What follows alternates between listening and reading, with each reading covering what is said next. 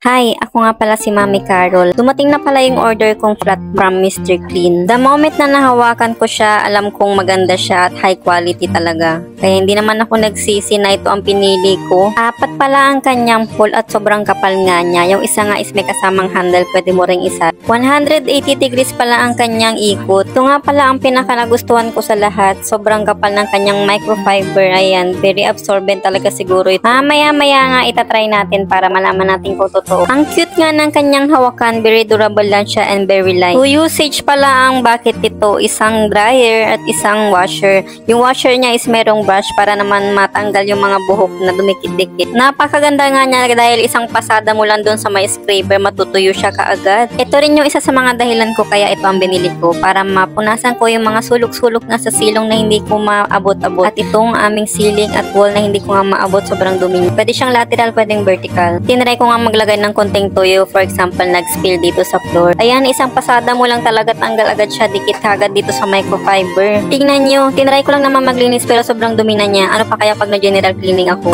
Ang ganda pala ng kanyang plastic, pwede siyang paarawan at pwede mo siyang ilagay sa sulok. Kaya ayan, face saver nga siya, kaya highly recommended ko nga ito.